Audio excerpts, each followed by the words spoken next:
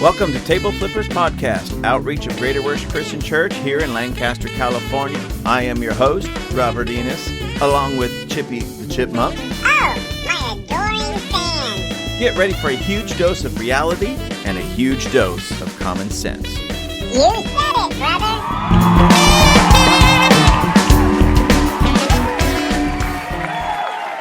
Ladies and gentlemen, the things that are going on in our world right now, even in our own country, in our own states, whatever state you live in, and your own city, these are the types of things that make or break people. These are the types of things that, maybe history will be what reveals it, of course, but these are the types of things that causes great men and great women to truly rise to the top and really let the world know who they actually are, because there's so many crazy things going on out there. And sometimes if you look at the news, or just, you don't even have to look at the news, you just drive around town and you see the homelessness and the crime and all of these things that are going on, and then you turn on the news and it's even worse. Yeah, these are the things that really make, I shouldn't say they make great people, because great people already have it within them. It reveals the greatness in people, or it reveals the wickedness in some, and sometimes the lethargy in others. And what I mean is, depending on what you do with what's going on in the world, will really kind of set the precedent. And let me ask you this. I'm on this train of thought. Imagine 50 years from now, regardless of how old you are, 50 years from now, they're going to do an expose on your life. What you stood for, who you are as a human being, what you've accomplished, what you didn't accomplish, all of that. What would they write about you?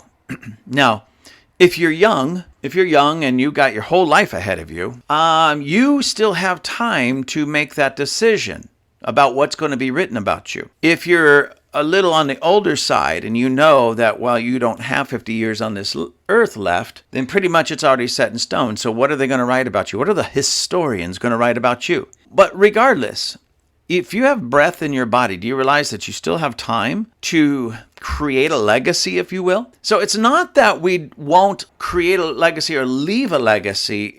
The question is, what legacy are we leaving?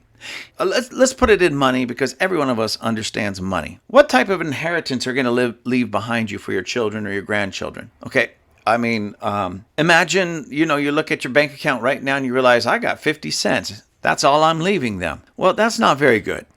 Work on creating some wealth. And I'm just talking about finances, but that could be anything. That same principle can work into anything. So the Bible tells us that a good man, ladies and gentlemen, a good man leaves an inheritance to his children's children. So if you're a good man or a good woman in that sense, but a good person is going to work to leave an inheritance to his or her grandchildren. And when I say an inheritance, I'm not talking about some broken down Buick. I'm talking about a real world inheritance. And that's what good people do. So let's take it out of the realm of money for just a moment. What inheritance, what are you leaving behind for your children, your grandchildren, or for the community and the world around you? I want you to think about that for just a minute, because it's unfortunate that a lot of people just don't think about those things. I remember some years ago preaching a message, and in that message that I would teach, a sermon, if you will, I made the statement, and not just made the statement, but I pushed this idea, this concept. Live for your funeral. Okay, I want to say that again. Live for your funeral. In other words, what are they going to say about you? What are they going to write about you? It was really sad and unfortunate, but we just recently lost somebody that was dear to us, Pastor Jim Hickman. He was killed. His life was taken by a drunk driver. And he had touched so many people in his life that we had to go get a bigger building, because our church wouldn't hold all the people that would come to the funeral. So we went out and found another church that allowed us to use their sanctuary. They were really gracious and kind to do that. And there was a lot of people there. Everybody came. There was so many people saying positive things about Pastor Jim and the impact that he made, and the funny stories, because he was just a character, a great guy all the way around. But all the great stories that he had, from his bosses that he had worked with, co-workers that he had worked with, people in the church world, the ministry world, all of that. There was people phoning in. We even had one of our dear friends, Rion DeLange from Kroonstad, South Africa. He wasn't able to fly in, he and his wife, because it was just, everything happened so quick he couldn't get here. But there was a video message of about, 2.5 minutes long, 2.5 minutes long from South Africa, because he had made such an impact on those that even came in from out of country. And I don't know if he ever really thought of it this way, except when I was preaching on it, of course, but he, in a very real way, was living for his funeral. And what I mean by that was living in such a way that when he did leave this earth, people had something positive to say about him. And he is desperately missed as well, because of how many people he touched and how many people he got into their heart, and their heart got into him. And then when he was taken away from us, it truly was a breaking of our hearts, because he was that kind of guy. He was just a solid, like I said, he was a character. And I mean that in a kind and a positive way. He was fun to be around. He was a hard worker, phenomenal man all the way around. And he left a legacy. Whether he was actually living every day purposely for that legacy, he still left a legacy. So I want to ask you, what's the legacy you're going to leave behind you? What are people going to say about you? What could a historian write about you? Are they going to write, Jojo, I'm assuming your name is Jojo for just a moment. Well, your name is Jojo for just a moment, just to make this point. So Jojo was lazy, didn't want to take responsibility, was a couch potato, and really didn't affect too many lives in a positive manner. But he always had a smile on his face. That, unfortunately, could be written about so many people. And that person or those people that can be written about, well, there's not much of a legacy. That is their legacy. That's what they're leaving behind them. That's part of their inheritance that they leave to their children or their grandchildren and the generations to come. That's what people in the community would know about them, if the people in the community knew them at all. Okay, then, I'll redeem Jojo. Could it be written about you if your name was Jojo? Jojo was a community-minded person, always had a smile on their face, always built people up, worked hard, took responsibility, worked tirelessly to help other people and build other people up and change his community and the culture around him. Could that be written about you? I would hope so. Or let's put another one, okay? Now, I'm going to pick on Jojo again. Imagine for just a moment, you're Jojo for just a moment. And I'm not saying this is actually being spoken about you, or could be. I'm putting you in these positions so you can at least think about these things. Jojo was a wicked man, a pervert. Jojo was a racist. Jojo would yell at people and use racial slurs constantly. Jojo never gave to any kind of charity, never volunteered for any kind of charity. Jojo was mean, he was nasty, and did terrible things to people. Now, again, I'm just being very general in these areas, but I want you to think about this. What has been written and understood about Hitler? Well, that he was a murderer. One of the most horrendous anti-Semite racists the world has ever seen, and a murderer, a mass murderer. What could be written about Mussolini, or Napoleon, or Abraham Lincoln, or George Washington Carver, or Rosa Parks, or Martin Luther King Jr.? We know what's been written about them, so we have that idea. So my point on all of that is, they left a legacy, something that we could remember them by then and know them by. They left an inheritance for their children and their grandchildren, far beyond just money, wealth, or things. They left something that they could be proud of, that their grandchildren would say, that was my granddaddy, that was my grandma. And so there was something that they could aspire to and grow up into. Now, why is that so important? Because what we're living here in this, or seeing, I should say, in our world today is a whole bunch of people that are going to leave a terrible legacy and a terrible inheritance for their grandchildren and their great-grandchildren. Again, I'm not talking about finances per se right now. I just use money because everybody understands money, but the idea or the concept of money, an inheritance such as wealth or money or substance can be easily translated into other things as well because the principles are the same. So I want you to think about this. Let's get back to the JoJo who is a couch potato, or just somebody that just maybe he's not quite a couch potato. He goes to work, he does his thing, but he doesn't rock the boat, doesn't get his name out there because he just wants to get by. He's mediocre and just likes it that way, wants to stay that way. And so often those are the types of people that don't take much responsibility for the world around them. They might take responsibility for their little sliver of the world, but they don't take responsibility with anything else or for anybody else. They just want to be left alone. What kind of legacy is that? What kind of inheritance is that? In other words, your children and even more, your grandchildren or great-grandchildren, how is that going to inspire any kind of familial pride? Let me tell you just from my own world and my own life. My grandfather was an ordained minister. I'm in the ministry right now, preach, teach, do all this stuff. My grandfather was an ordained minister. His father, my great-grandfather, was an ordained minister and did what they used to call brush arbor meetings. He would just roll up in, say, like a farming community or something of that nature, those types of communities. And he didn't need a church building. He didn't need a house. He didn't need these things. He would just roll up, find a tree with some shade, and have church underneath the tree for these people who maybe didn't have a tree. Have a tree. Of course they had a tree because he was borrowing it, but didn't have a church or something of that nature. So he would just have church under a tree. He was a brush arbor preacher.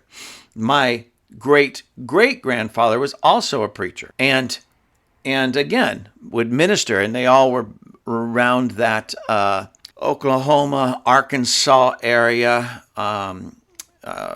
At least my grandfather and great-grandfather, I believe it was my great-great-grandfather that came to America and was in the Pennsylvania area, I believe it was, and they kind of migrated over to the Arkansas, Oklahoma area at some point.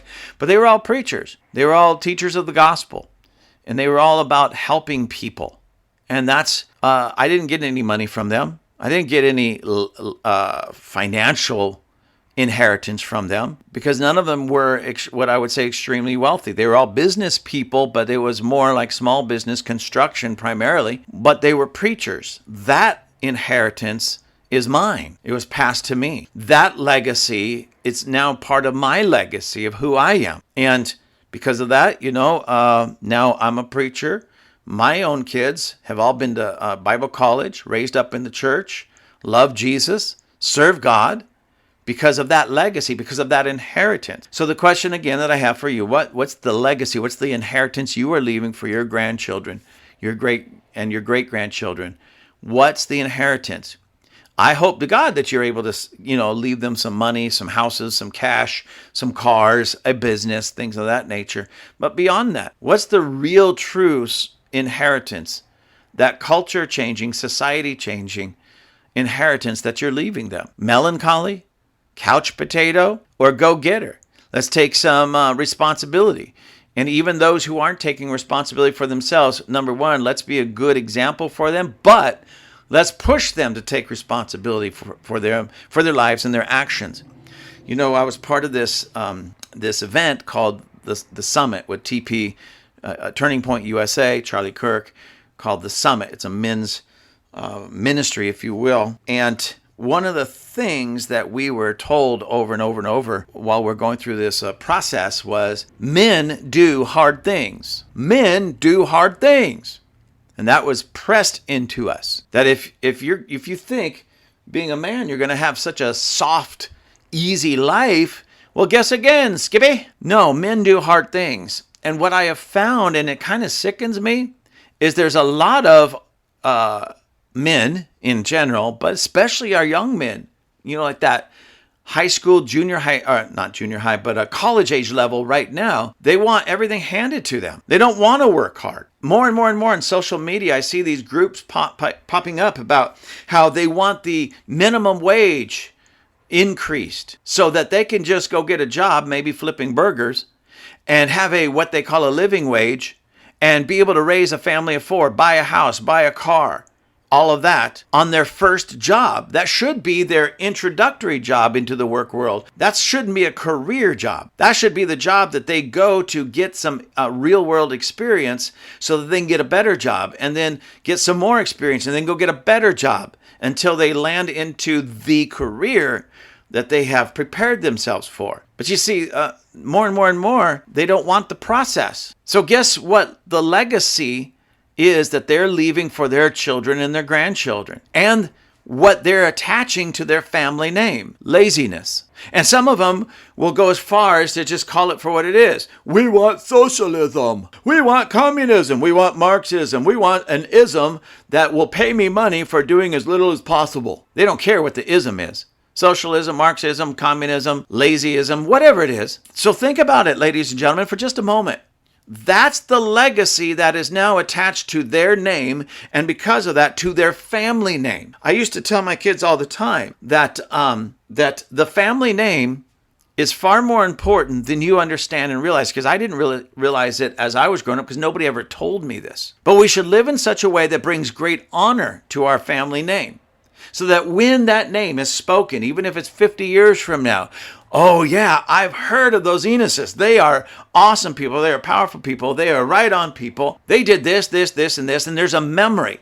There's a history attached to that family name that my children and my great-grandchildren, my grandchildren, all will enjoy. And it will give them something to aspire to and live up to. So, of course, I do want to leave my children and my grandchildren a financial inheritance. But if I'm not able to leave a dime, if I can leave them with that sense of take responsibility for yourself, take responsibility for your community, take responsibility for the local politics, the state politics, and even the federal politics, take responsibility for what's going on in the world around you. Because if those people aren't going to straighten it up, you take responsibility and you do what you can do to straighten it up. Let your voice be heard. Let your strength and your energy be expended turning what is wrong into something right, turning something that is evil into something righteous. And if you can live that way, wow, what a powerful inheritance and legacy we can leave for our children, our grandchildren, our great-grandchildren, and what a powerful legacy will be attached to the family name. You do that for 4, 5, 6, or many more generations. And how powerful is that? Can you imagine maybe 100 years from now, if my children, my grandchildren, my great-grandchildren, and so on, still have that heart to attach greatness to the family name? Just how powerful the Enos name would be. And it's not just my family, that could be your family as well. But it's unfortunate when you have what's attached to the Adolf Hitler name. Well, wickedness, evil, unrighteousness. And that might not even be his children or his grandchildren, but they're having to swim through the garbage legacy left to them by what would be great-grandfather or great-great-grandfather now.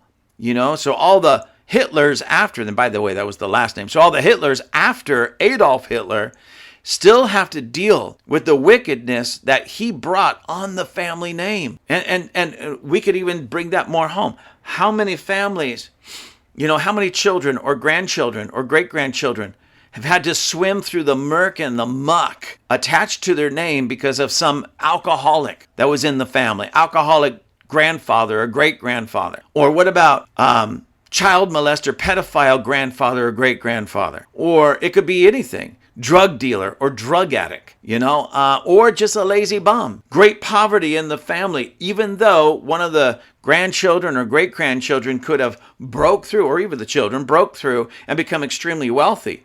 They still have attached to their name bum grandpa who didn't want to get off the couch and was too lazy to take responsibility for himself and his family. They lived in great squalor and poverty simply because he was too lazy to get a job, or he found a low-paying job and refused to move up the ladder, refused to make himself more marketable. And that's what we're seeing a lot in this world today, that a lot of people just don't want to work to make themselves more marketable. They demand that everybody pay them more money even though they're not making themselves worthy of more money. And what are they attaching to the family name? That's their legacy. Not taking responsibility, not rising up, not standing up, not doing what needs to be done, being too soft as a man often to work hard and do hard things to overcome, if not for themselves, for their children, for their grandchildren, their great-grandchildren. Now, this gets me to something that I just kind of picked up on here, and I opened it up to Daily Wire,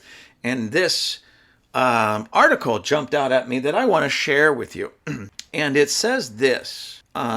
It's kind of interesting because it's attached to a picture of Uncle Joe Biden stepping off of Air Force One, and he's literally in the doorway of the airplane about to come down the stairs onto the tarmac. And it says this. A third of student debt holders spend extra money they thought would be wiped clean. ... Poll. And this has been by Ben Whitehead, July 12th, 2023. So today's July 12th. So this is a brand new, fresh article off the press. Now, if you're wondering what that means, if you remember, for a long time, it had become a political issue about this student loan debt because there's so much student loan debt, and a lot of people that are in debt with their student loans are complaining, saying we can't pay it back. It's too expensive. We've got too much debt. I've got this piece of paper that says I went through college, I jumped through your hoops, tried to go out and get a job, and I can't find a decent paying job. Well, that's what you get when you take classes and get a degree in basket weaving or genders study. I just saw yesterday, and I read this some time ago, but yesterday I saw another article that talked about how at least one college is offering a class on Taylor Swift and her music. Yes, ladies and gentlemen, you heard that you have to pay lots of money to go to a major educational institution and pay lots of money. So people will take out a loan to pay for this course that will teach them about Taylor Swift and her music. And then they wonder why these young people, they graduate college, they walk the stage, they got the flat hat and the long robe and that little scroll, and they're yelling, "Woohoo! Look at me! I graduated with this piece of paper and this flat hat, and I'm going to go get a job." And then their potential employer that is offering a job for, I don't know, anywhere from $60,000 to $120,000 a year, looks at them sitting across the table. "So, what are your credentials? What have you learned? Tell me, show me that piece of paper. Oh, you got a degree in Taylor Swift. Yeah, we do have a job opening for you, but it's janitorial. You'll be scrubbing toilets for the first 2 years for $30,000. And in dismay, that person sitting across the table thinking they're going to get that $90,000 to $100,000 a year job is going, that won't even pay off my student loans. And the potential employer looks at them with a kind of a grin and says, "You should have thought that through. You should have thought that through." See, that's the kind of person that's going to want to rise up and say, "Joe Biden, remove my student loan debt. I can't pay this off. Why can't I get a decent job with my degree in Taylor Swift-ism?" We need socialism or Taylor Swift-ism. We need some type of ism so I don't have to take responsibility of my own foolish actions. Ladies and gentlemen, a lot of these people that are crying for the removal, the eradication of student loan debt, and the people that are standing with them saying, "Yes, ladies and gentlemen, we need to get rid of this," the politicians and the media people. I hear over and over and over, well, these are young people. They didn't know what they were getting into. There was a few in my life really stupid decisions that I made. Admittedly, I know. How can that be? Me, of all people making a stupid decision? Well, yes, ladies and gentlemen, because at one point I was young and stupid. Now, some people will go, "Well, now you're just old and stupid." Be that as it may, I was young and stupid, and I made a lot of foolish mistakes. There was things that I did, and I had to pay for them. Okay, whether it be like I thought I can drive as fast as I want and never get a ticket. Boo! And then there it is, the red and blue lights behind me. Young man, do you realize how fast you were going? No, officer, I don't. 35? Yeah, 35 miles an hour over the speed limit. Here's a ticket. Okay, thinking it's no big deal until I saw how much it would cost to pay that off. But I paid it. Now, I understand traffic tickets are so much cheaper than student loan debt, but nonetheless, I got the ticket, I paid for it.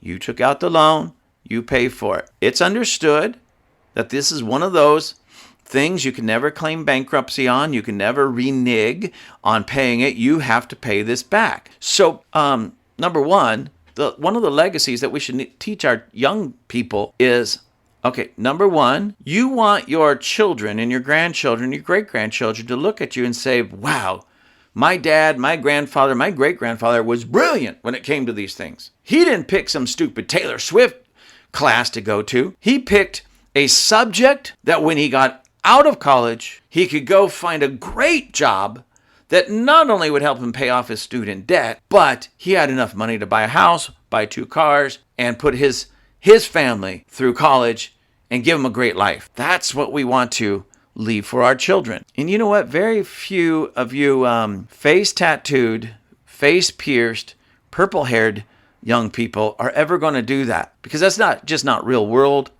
And that's not the legacy that, if you really stop and think about it, I'm sure that that's not the legacy you really want to leave for your children, grandchildren, great-grandchildren. And some of you, yes, I do. Well, then that's even more foolish than I thought. But nonetheless, let's go on, because I want to read you this article, because it's really interesting. You guys, you're gonna find something interesting about the mentality of these people that wanted their debt to be just wiped out. And who would pay for it? The rest of us. Well, ladies and gentlemen, why should anybody ask me to pay off even a portion, a fraction of somebody else's student loan debt when I never in a million years would have, whether I took out a loan or not, paid money for a Taylor Swift credential? I mean, I would never take the basket weaving class. I would never take gender studies. I would never take any of these foolish, idiotic courses to begin with. So if I would never take them, and I find them foolish, and I find them silly, a waste of time and a waste of money and a waste of brain cells, why in God's green earth would I ever agree to paying for somebody else's education that I found worthless to begin with? Because if I saw that there was any kind of real world worth in these courses, these classes, and the credentials that come with them, I would have paid the money and went and taken those classes by myself and for myself. But it's a waste of time, it's a waste of money, it's a waste of brain cells, and don't ask me to pay for your foolish mistakes if you actually made those mistakes. And I know there's a lot of people right now getting upset because they want their student loan debt to be paid off, and there's a whole bunch more people that are going, yeah, this doesn't even make sense. So let me read this. It says, roughly a third of Americans with student loans spent money they would not have normally spent because they were confident it would be forgiven under President Joe Biden, according to a new poll. Did you capture that? Roughly a third. So that's about 30 to 33% of all the people with student loans spent money. Instead of paying off their loans, they took that money and spent it somewhere else because they were confident that Uncle Joe was just going to wipe out their student loan debt. Ladies and gentlemen, let me explain this to you. The Supreme Court ruled on this, which I know this is going to be in this article, and I'm going to read it to you, but the Supreme Court ruled that that's unconstitutional to basically take out a loan and expect somebody else to pay for it in that regard. So that the president never had that power to do that. Congress doesn't have that power. Nobody has that power to do that. It's unconstitutional. You took out the loan, you pay for it. That's the Constitution that we are under, and it works, and it's right. It would have been wrong, completely wrong, to have somebody else pay for your choices. Those are your choices. You pay for them, okay? And everybody in politics knew this. It was this dirty little secret because so it's so unfortunate, but so many people do not understand our Constitution, doesn't understand how this country runs, or is, I should say, supposed to run. And they knew that if it went up to the Supreme Court, it was going to fail. They absolutely knew this. So you might be asking, no, why would they push it then? To capture people's hearts, minds, and votes, even though it was all based on lies. So all of you that say, I expected my loan debts to be paid off, my student loan debts, I want them still to be paid off. I don't think I should have to pay for them. You're that person that the Democrats really love because you are so easily fooled, because you may have a piece of paper, a doctorate even, maybe a master's, maybe an AA or a BA, and have a lot of loan debt attached to that document and still be uneducated in a real world education. You're not, I hate to say it like this, but the person that still, I expected my loans to be paid off, or I want my loans to be paid off, other than by myself. I don't know how else to say this, but you're intellectually foolish. You're educated, but it's an incorrect education. It's not a real world education. It's an education that doesn't work. That leads to all these isms, socialism, Marxism, communism, Taylor Swift-ism, that doesn't really work. In a real world, it doesn't work. None of these things have ever worked where they're tried, but people keep buying into it because, well, unfortunately, it's not very smart. They're educated, but it's a false and incorrect education. They have information, but it's false information. And I hope that's not anybody listening to me.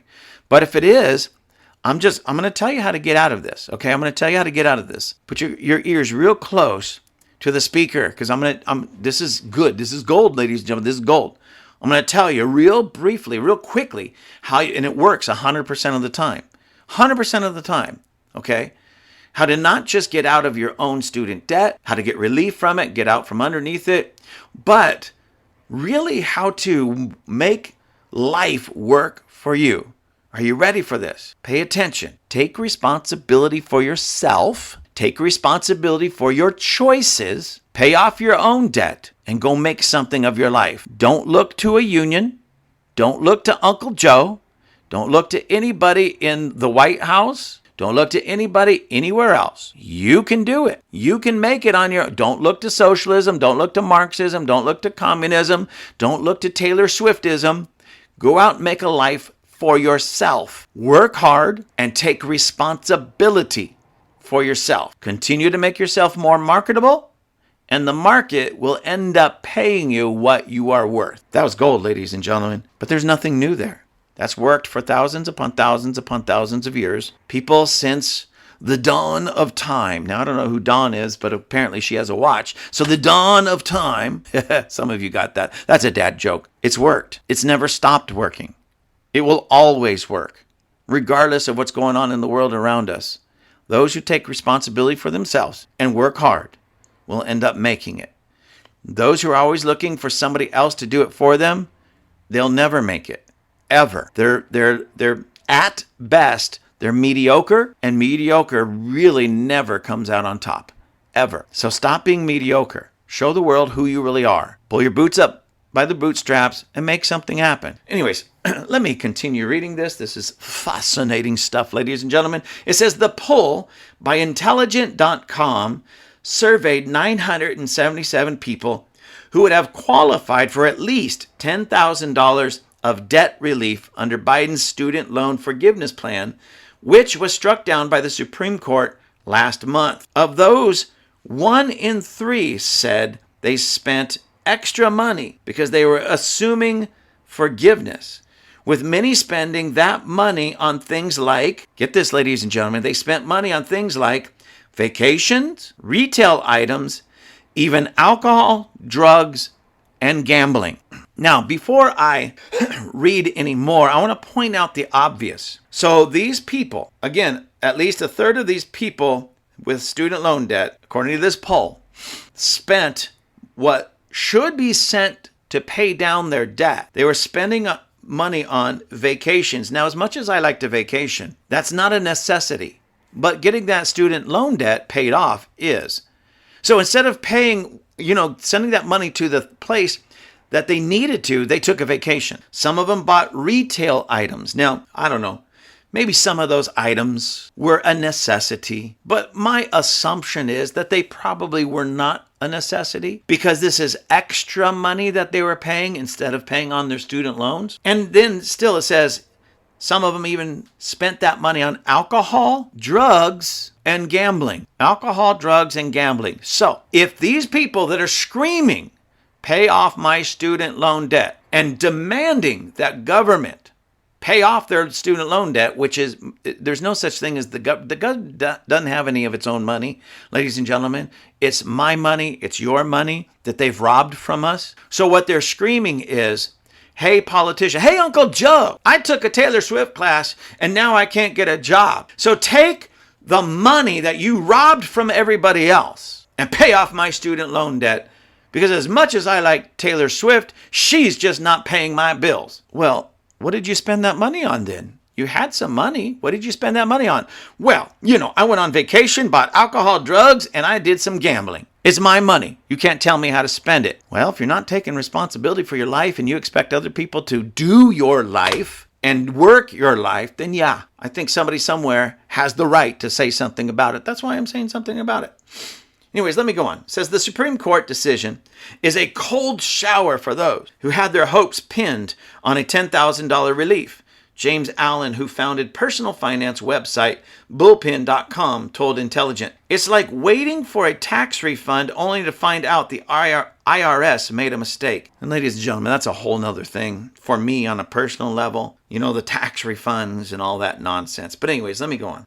The poll found that of the borrowers who spent extra with the hope of the debt being wiped clean, 31% spent between $2,500 and $5,000. Okay, so again, ladies and gentlemen, they're hoping that at least $10,000 of their debt will be wiped away. So instead of sending money to pay it off, they took that money and 31% of them spent upwards of $5,000, between $2,500 and $5,000 that they should have used to pay down their debt. Okay, 27% spent between $1,000 and $2,500. 17% between $5,000 and $7,500. 9%, now get this, ladies and gentlemen, because remember, these are just people that were hoping $10,000 would be wiped off of their student loan debt. So imagine they had, I'll even put the number at, say, $50,000. They owe $50,000 on this student loan debt, right? They're hoping that the government will come in, use our money to bail them out of at least $10,000. So they're going, oh yeah, $10,000 is going to be wiped away, so I'm not even going to send that money in. I'm just going to go spend it on other things. So again, 17% of those people spent upwards of $7,500. 9% spent between $7,500 and $10,000. Now you're at the mark. You're at the mark. So if any of these people, any of them in this spectrum ever complain, I just don't have the money. I almost cursed, ladies and gentlemen, but I don't do that, so I won't do that. So I'll just say, bull crap! You had the money, you spent it on other things. And some of them spend it on alcohol and drugs, gambling, and vacations. Now the retail items, again, I'm not even really sure. I'm assuming that some of them were needed, but let's face it, if it made it into this report and into this article, they probably weren't needed. And then the article goes on to say, and 5% spent more than $10,000. And it was only just 11% that spent less than $1,000, according to the poll. So I'm going to give a little bit of grace to that 11%. But all of the other ones, no grace at all. Whining and complaining and expecting us to pay for your choices, saying you don't have the money, you can't find a decent job, how are you going to pay this off? I'll be paying on it for the next 30 years. Well, okay, then pay on it for 30 years. But then they go out and spend even more money than what they would be sending. Because it's not like, it's like paying off a loan. You don't pay it in chunks of, unless it's a huge loan, but I don't think this is the way it works. With student loans, you don't pay it in a chunk of $10,000. So it wasn't like these guys just took one payment and spent it somewhere else. Now they're one payment behind. Some of these people spent upwards of what they would have actually had it wiped out had Uncle Joe got his way. Does that even make sense, ladies and gentlemen? That they're spending it on their own lusts, their own passions, and their own unfruitful drives, and expect you and I to pick up their tab. Don't worry, I'll spend my money on just having fun. Alcohol, drugs, and gambling. Oh, I might take a vacation and buy some retail items while I'm at it. You pay for my bill. You pay for my education. You pay for those Taylor Swift classes. You pay because I don't want to. Do you see what I'm talking about? How one of the first things we should be telling and teaching our young people, not only in the home, but it should be in the church, should be in the schools, K through 12. It should be in colleges, should be in university. It should be plastered on billboards everywhere in the United States of America, reinforcing this idea of taking responsibility for your own actions, your own life, and paying for your own choices, and not expecting other people to pay for your choices. How is it that we've made those kinds of, we've produced that in our young people? Because, you know, my generation, we were taking responsibility for ourselves, but let me tell you where it really came from. I can't even blame the younger generation fully. It came from my generation, to be honest with you. And those of you that are my age, I'm 56. So those of you who are between say 40-ish and 60-ish, it's our fault. And we have to take responsibility for this. It's our fault that our children and even our grandchildren have grown up with their hand out expecting everybody else to take care of them. Why? Because it was my generation. It was my generation that put a cell phone in our children's hands when they're far too young to appreciate it and have a sense of what it is to be responsible for that said cell phone. It's our generation that raised our children on television. Now, don't get me wrong, when I was a kid, I had television. But television was not my nanny. And many of our children had television as nannies. Why? Because dad was out working 9 to 10 hours a day, 5 days a week. Mom was out working 8 to 10 hours, 5 days a week. Kids often, when they were younger, went to a babysitter, all right? Babysitters, especially if it's a daycare center, they have 30 kids with one teacher. There's no time. There's no direct attention. So what did those babysitters do? Basically, just keep those kids busy to keep them out of their hair. Computers, iPads, telephones, television, long naps, those types of things. Then when the kids got a little bit older, oh, we don't need to keep spending this money on daycare. You're old enough to come home and take care of yourself by yourself. And then we had this term, latchkey kids. That was kids who were coming home to an empty house, no adult supervision. Mom and dad both are out working, trying to get a good life. And the excuse that they were saying is, well, I want to provide my child with all the good stuff. Well, the best thing that you can provide a child is your love, your support, your attention, your presence. And my generation failed their children in that. My generation failed their children. And now we're seeing the results of that. Kids that grew up on video games. And I'm not opposed to video games. You know, I even like playing a video game every now and then. But every now and then. I wasn't raised upon them, and I didn't fully raise my children on them. We had video games in the house, but we were all so busy. The video game was like a treat. We didn't live on dessert. We had dessert after everything else was taken care of. Video games and those types of things were desserts. And my kids are well-rounded and take responsibility for their life and their world. And they're paying off their student loan debt. They're making life happen. But I can't say that for all the parents. I can't say that for everyone. In my generation, we raised some pretty crappy kids, ladies and gentlemen. And if that offends you, well, I am sorry that it offends you because I don't purposely try to offend people. But if it does offend you and you look at your kid, well, if it offends you, it's probably because it struck a nerve in you. And you know I'm true and I'm right. But instead of taking responsibility, agreeing with it and adjusting yourself, you're going to blame me, turn me off and say I'm offensive. That's usually how offense usually works. I'm not going to say all offense, but most offense is truth that people don't want to hear. So we raised all these crappy kids, and I'm not saying you personally necessarily, but let's just look out there that have their hand out, that actually think spending money of student loan on Taylor Swift subjects in college, of all things, That sounds like something you would learn in kindergarten. Come on, ladies. Come on, boys and girls. We're going to sit around and listen to a Taylor Swift song and talk about it. That might be cool when you're 5 or 6 years old. But when you are 20 years old and that is something that's celebrated, that's moronic. That's so detrimental to our culture and our world. And that's what we're turning out. Well, Mom and Dad, where did your children get that? Where did they get it? Well, they got it from you. No, they didn't get it from me. They must have got it from school. Who sent them to that school? You did. Who was responsible for them? You are. Take responsibility. That's what this whole podcast is about, taking responsibility. Not just the kids who are screaming for debt relief from their student loans, but the parents, the grandparents, and even the younger people that aren't yet there.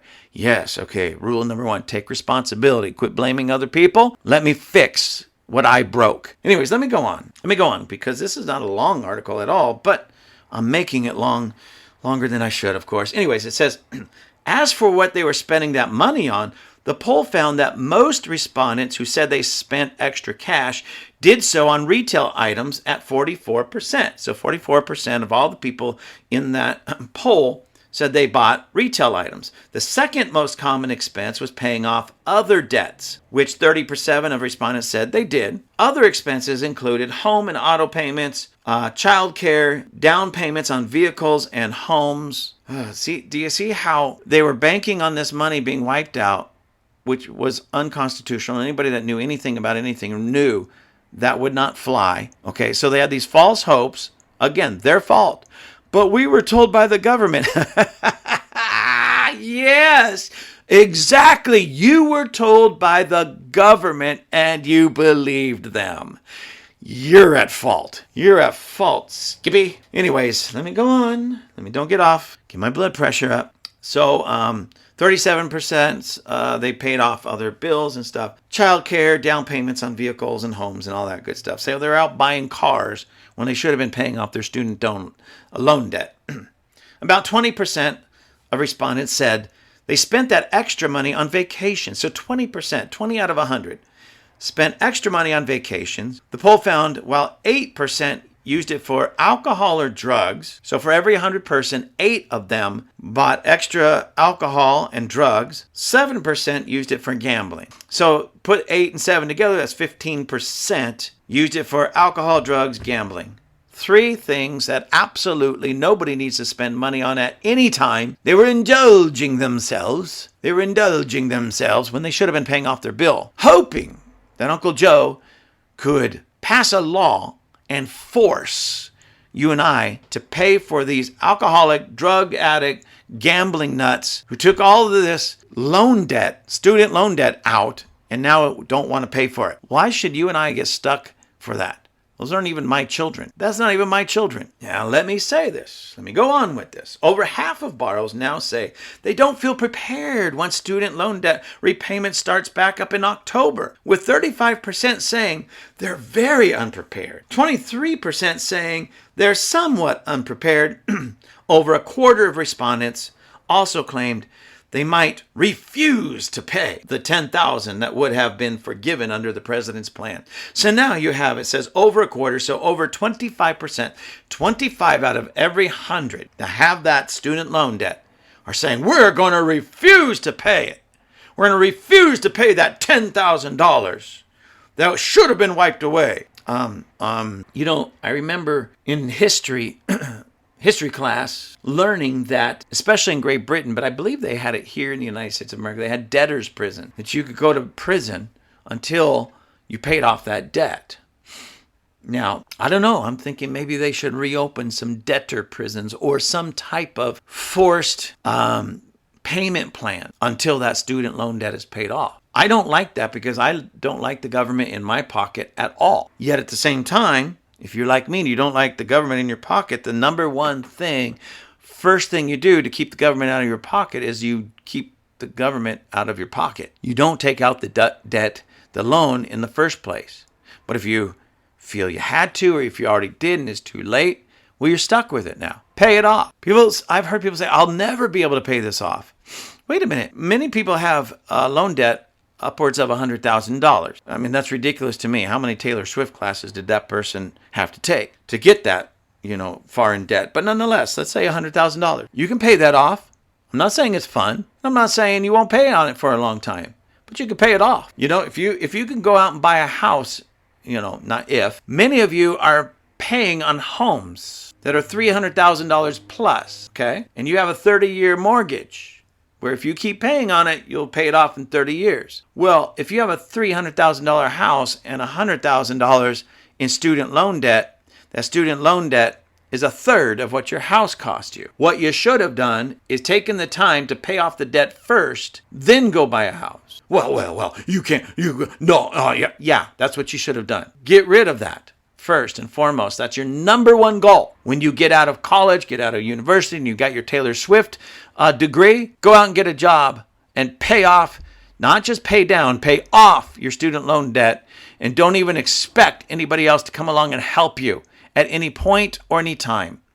And if you make it a priority, it's just like any other debt. You'll find out that you will find creative ways to pay that off faster than you initially thought, because that's the way the real world works. When you take responsibility for the decisions you have made and the choices you have made.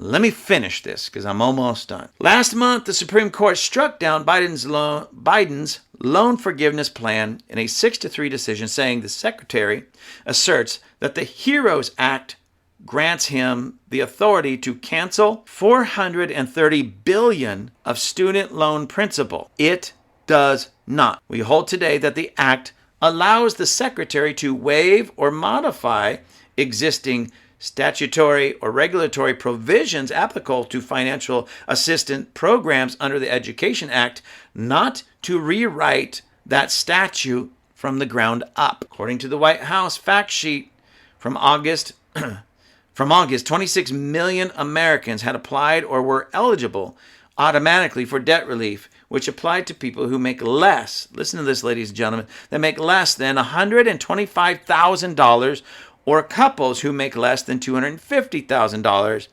Up to $20,000 would have been forgiven for Americans who received Pell Grants. The Congressional Budget Office estimated the plan had a price tag of roughly $400 billion. So if I'm understanding these numbers right, what they're saying is that the Uncle Joe Biden wanted to erase roughly within, a few $1 billion, $400 billion in student loan debt. Okay. I want you to think about that. That's almost, ladies and gentlemen, it's almost $500 billion. Okay. So roughly $400 billion. The number is staggering when you stop and think about it, that we have that kind of student loan debt in America right now at the price and it goes over that. That was just the people that qualify. That was the number, roughly $400 billion for the people that qualify for that debt relief. Well, where was that money supposed to come from? Well, of course, you and I. But if they did it all in one shot, is there a pot somewhere with $400 billion laying around that they could just pull out of it? No. This would have been intact or attached to the overall debt this country owes, which you and I are already paying on. And look at these numbers. If he got his way, and this was okayed, and this was passed, and the Supreme Court said, yeah, go for it. You can do this. It would apply to people, an individual who has student loan debt that earns $125,000 or less, or a couple at $250,000 or less. So I want you to put that in perspective. You have somebody who's earning, again, let's say $100,000 that doesn't want to pay their student loan debt back. I find that amazing. Now, I'm not saying everybody that wants their student loan pay off makes that kind of money. But look at the numbers that Joe Biden's White House has established to be eligible to have some of your debt relieved by the American people, upwards, totally, of course, $400 billion for people that earn $125,000 can still qualify, or a couple earning $250,000. Does that even make sense, ladies and gentlemen? I don't make that kind of money. I'm 56 years old. I've been in this for 56 years. I don't make that kind of money. When I take out a loan, I pay for it. When I sign my name to it, I just know this. I'm going to pay for it. Have I made some mistakes? Oh, absolutely. But if I was making $125,000, I wouldn't even think. I wouldn't think of having any part of my student loan paid off, my debt paid off by somebody else, because I would fully recognize and realize that at $125,000 or $250,000 for me and my wife, we can certainly afford to pay off, not just pay down, but pay off our student loan debt. This doesn't even make sense to me, ladies and gentlemen. And yet some, again, not all of you, so please don't misunderstand me, but some of you listening to my voice right now on this extraordinary podcast are guilty of wanting, not just desiring, like, oh, it would be cool if somebody came and paid it off. I mean, really pushing or not paying what you should have been paying and spending the money somewhere else. Some of you are guilty of that, expecting that somebody else come along and pay off your bills, not taking responsibility for the choices you've made. Some of you are guilty of that. And some of you that are guilty of it, certainly making enough money to pay off your own debt, and you're still wanting somebody else to do it. I don't, that doesn't even register with me. It's completely foreign to me. And that's not what's made this country or any group of people great. What makes a group of people great is when they take responsibility for themselves and they work on leaving a legacy and attaching something great to their family name so that their children, their grandchildren, their great-grandchildren, and beyond have something profound to be proud of, something great to be proud of. And what are we doing? We're telling not only the people of our generation, but future generations, I'm lazy, I don't take responsibility, I am not going to stand up and, at least for the males, be a man and take control of my life.